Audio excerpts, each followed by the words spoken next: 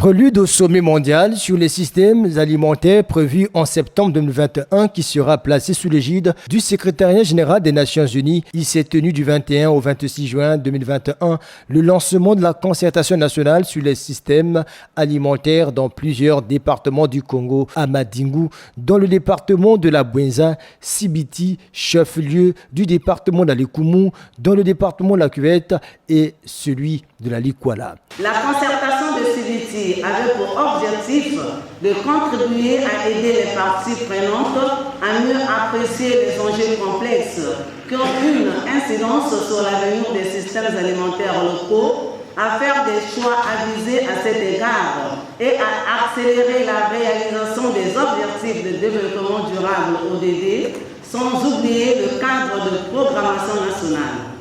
Y en prit part une cinquantaine de participants représentant les administrations publiques, parmi lesquels celles en charge de l'agriculture, l'élevage, la pêche, des transports, l'environnement, de la santé, l'industrie, des forêts, le commerce, les organisations des producteurs agricoles, des transformateurs, des consommateurs, la société civile, les syndicats, les sages, les représentants des peuples autochtones et personnes vivant avec handicap, etc.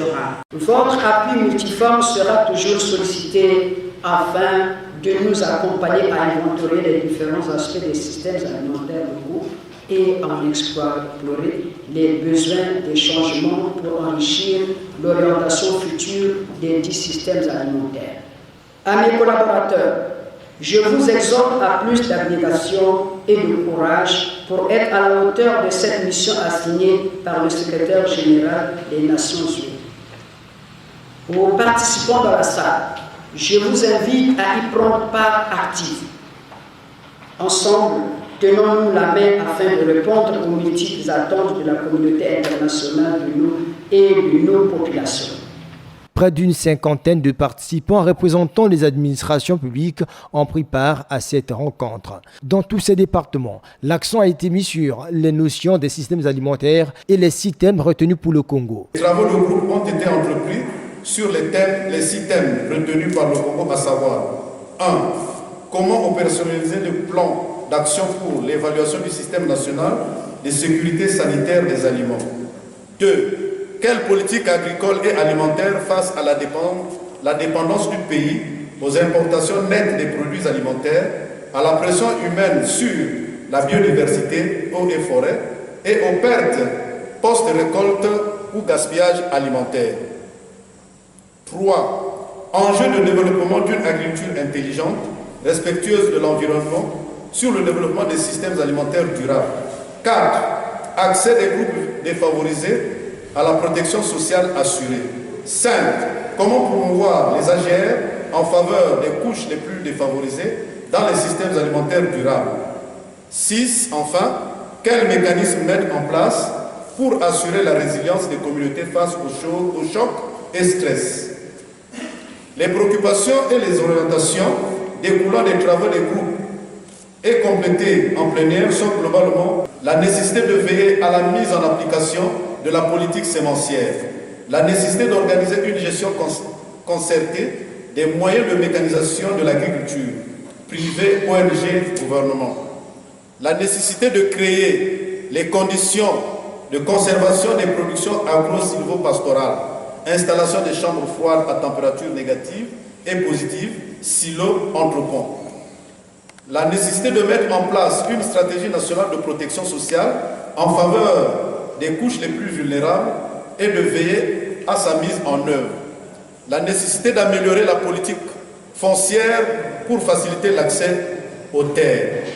La nécessité de l'engagement des acteurs privés de la société civile, des partenaires au développement, de travailler aux côtés du gouvernement pour construire des systèmes alimentaires durables. Enfin, la cérémonie de clôture a été présidée par le directeur du cabinet du préfet, M. Noël Emmanuel Mazuka.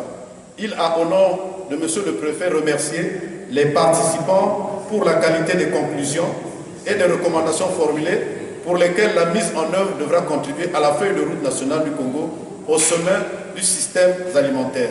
Quelques préoccupations et orientations aux femmes et acteurs économiques informels ont été déclinées pour la circonstance. Nous voulons bien nous mettre en tant qu'agriculteurs, en tant qu'opérateurs ou en tant qu'actifs. Mais seulement on ne pourra pas décoller dans notre agriculture si et seulement si on ne se révolte pas contre les circonstances qui nous font souffrir. En voici donc nos problèmes. Manque de formation, encadrement et suivi. Alors le fait que nous ne soyons pas formés, bien encadrés et non suivis, on ne pourra pas présenter un grand travail. Et ce que vous attendez de nous, certainement, vous ne l'aurez pas. Suggestion, il faut disposer des formations aux actifs agricoles. Difficulté d'accès au financement, aux subventions. Alors, nous avons besoin indisponibilité des intrants agricoles. Suggestion, il faut les rendre disponibles. Parce que souvent les agriculteurs sont coincés ou les actifs sont coincés. Il a bel et bien la volonté. Mais n'ayant pas les intrants nécessaires, il est coincé en pleine activité ou en plein chantier. Donc il voit ses efforts en train de partir parce qu'il est bloqué quelque part par manque d'intrants. Immaturité des denrées agricoles. Ça s'explique comme ceci. Le constat qui a été fait sur le terrain, c'est que nous consommons quelquefois des fruits qui n'ont pas atteint leur maturité. Les concertations déjà tenues et celles qui se tiendront par la suite sont organisées par le gouvernement congolais en partenariat avec le système des Nations Unies. La prochaine étape de la série de rencontres relatives aux systèmes alimentaires au Congo aura lieu dans le département du Poul.